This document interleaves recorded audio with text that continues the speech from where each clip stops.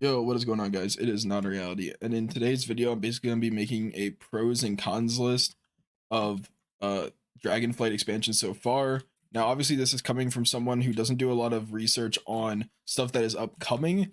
So, if anything I say here is a pro or a con, and it's like, oh well, that's gonna be changed, in season two.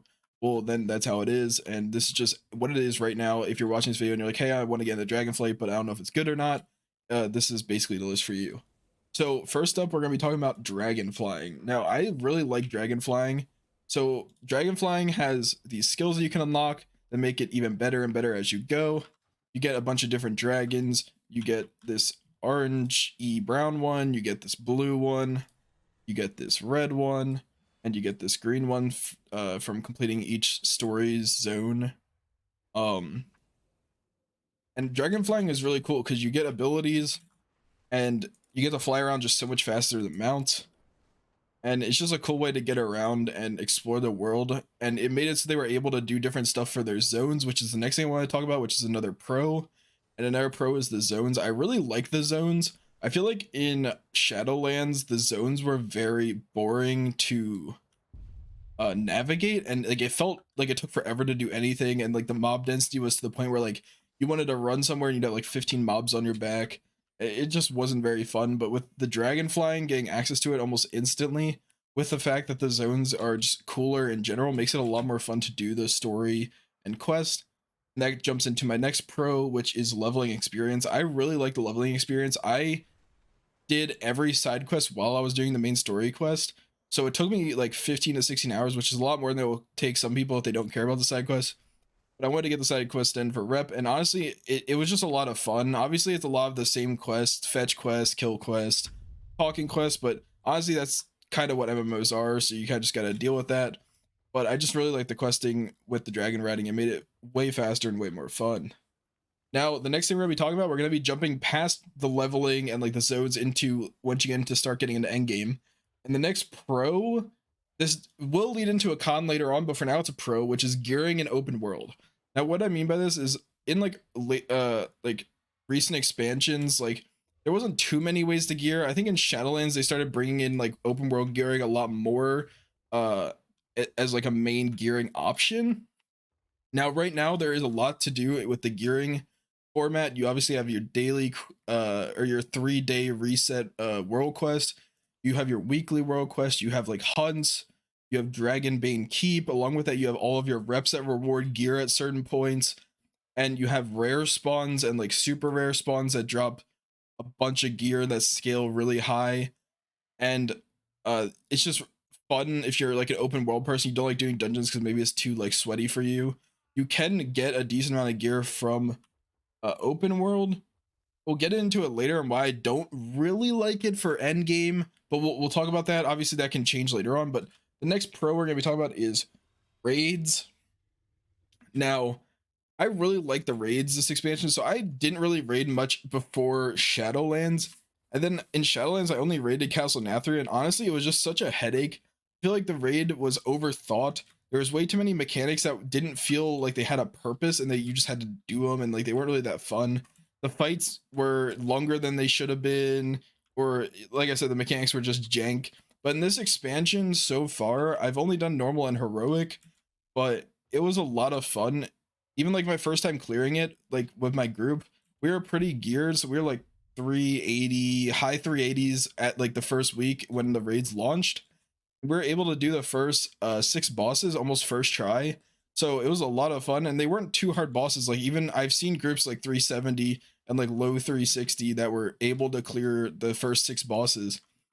Then you get into like obviously the last 2, Broodkeeper and Razageth. Those are a lot harder. I've had groups of like 390 eye level people that still can't clear Razageth just because there's so many mechanics.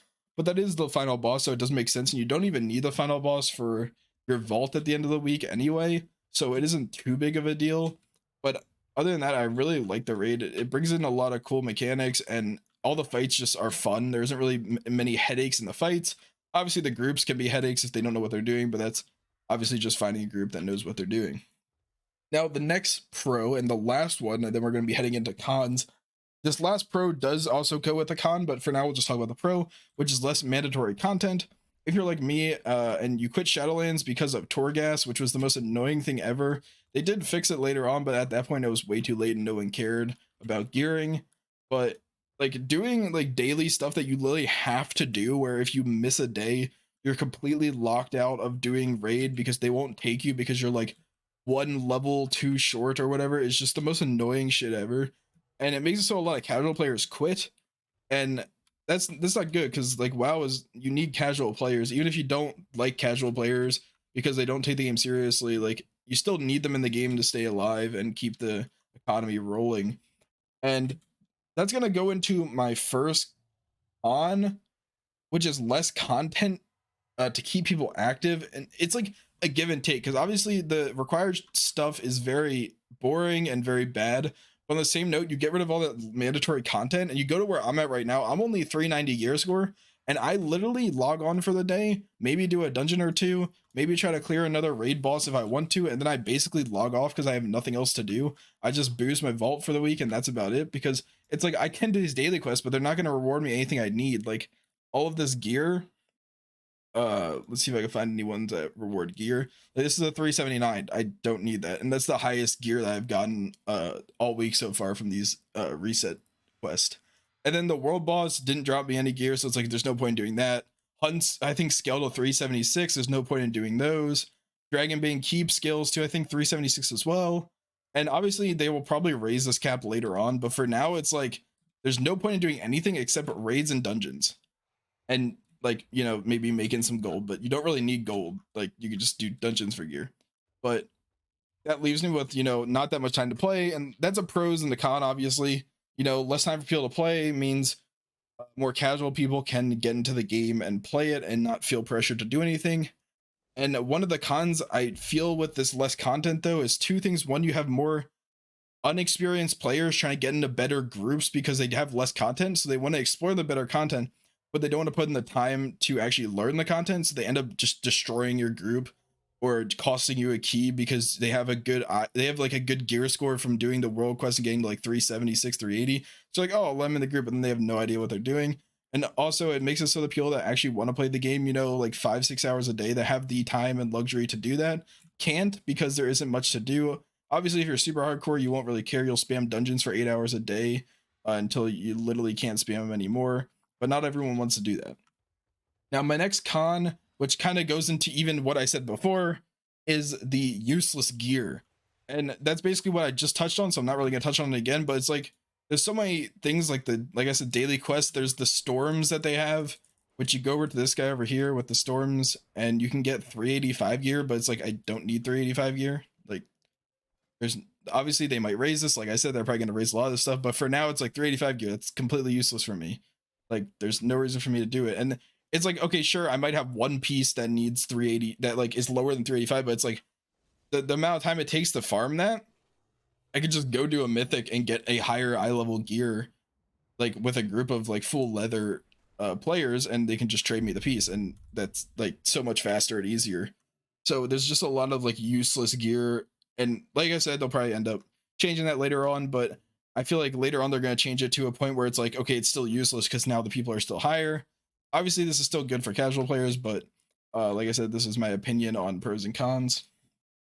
Next up, and this con does come more towards newer players. I haven't been playing for as long because there's a lot of newer players in this expansion, I've realized, is gold cost. Gold cost for like the most simplest stuff is so expensive. Like if you go in here and you go to like enchantments, that like if you were the enchantment profession, you could craft these enchantments for literally a couple like mats that you just get from destroying gear. But look at like 15,000 gold, 19,000 gold, 9,000, even like 800 gold for newer players is a decent amount of gold. And these like crafts are not that hard to craft. Like if you were an enchanting profession, you could easily get these be craftable in like maybe a week, maybe even less if you know what you're actually doing. So I think the gold cost is kind of annoying because it's like you have a bunch of older players that have millions of gold just putting stuff up for a crazy amount.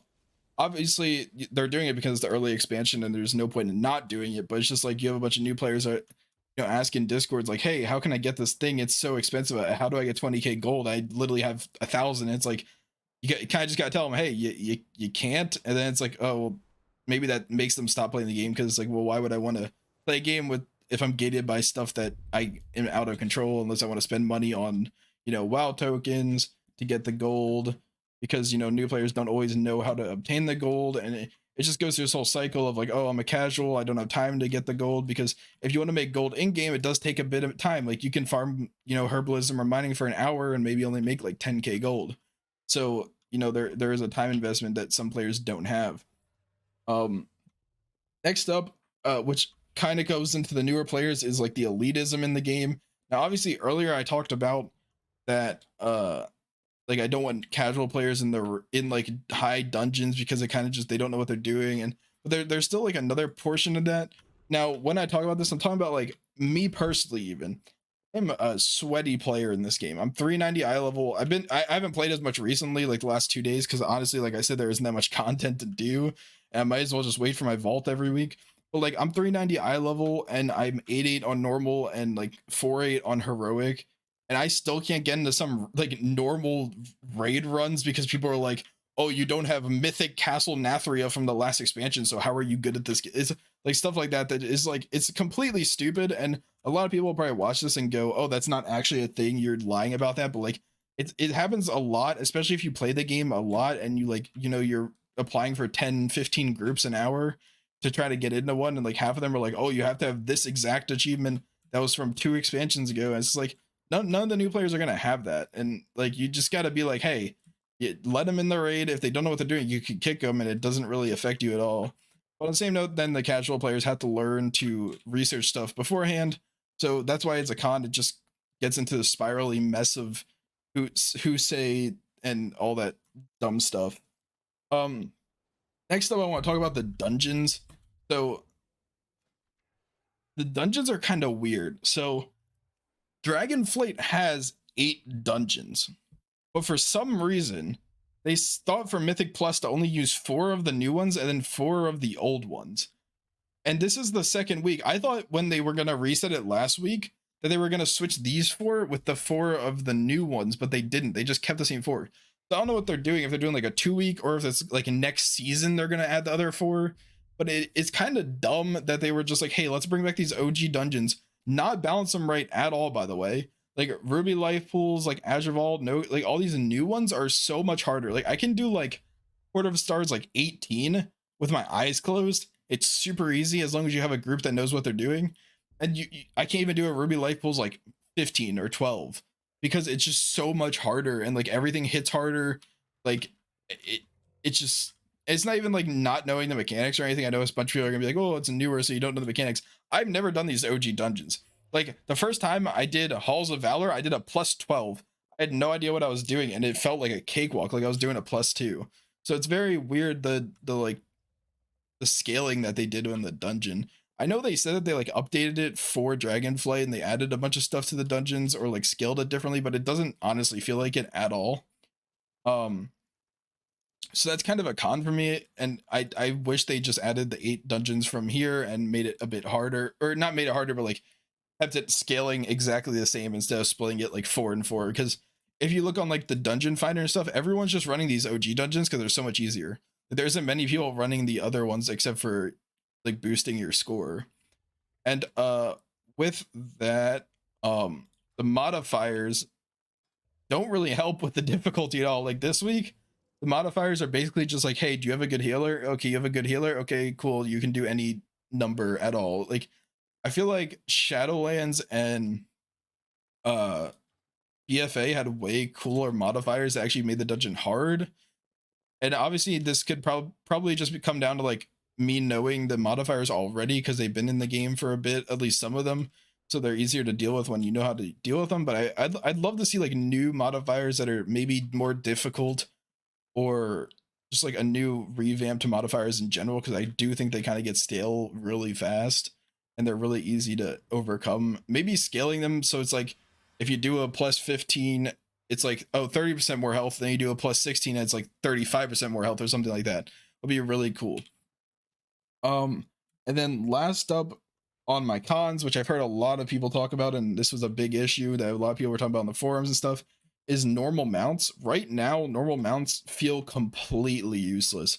Like, what's the point on me getting on this Gorger mount and walking around at normal speeds when I can get on my dragon mount and fly everywhere. Like, there's literally no point.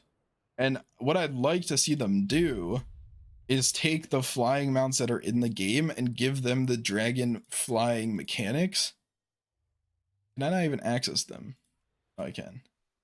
And like give them the dragon flying mechanics, because I don't even think, can I fly in the zone? Like, you can't even fly on the mount. Like, it's so weird. They were just like, hey, let's add dragon flying and just completely forget about mounts this expansion.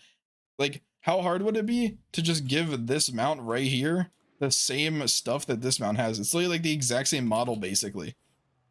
Like, why not just be able to make it fly?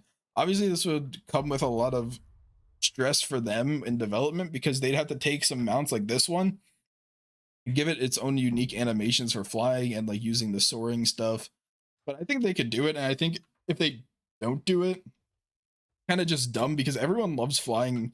And it's like right now you're just like, hey, why do I even have mounts? I literally collected, 1,000 mounts, and all the cool hard ones. I farmed this rare one 500 times, finally got it, and it's like I'm not using it now, and it just doesn't feel good. So hopefully they'll change that. But that was basically my pros or cons list. I know the cons list was a bit longer, but I'm a lot more critical on this game because it has been out for so long, and they've seen other MMOs do right and wrong things. They've been told right and wrong things. So they should honestly like come out of the gate with a really clean expansion. Obviously, there's obviously going to be some bugs and some things they'll need to change later on. But my overall thoughts on this expansion for like new players, returning players, old players, current players, is it's a really good expansion if you like having less stuff to do at endgame that is mandatory, and you just want to like hop on for an hour a day, 8 hours a week, and just play the game, like do a couple dungeons, try to do the raids, and then log off until the next week. But if you're like me and you like being really active in game, you might want to play this as a secondary game and find a main game to play. But yeah, that's it for the video. I hope you guys did enjoy. If you did, make sure to like, comment, subscribe. I will see you guys in the next one. Peace.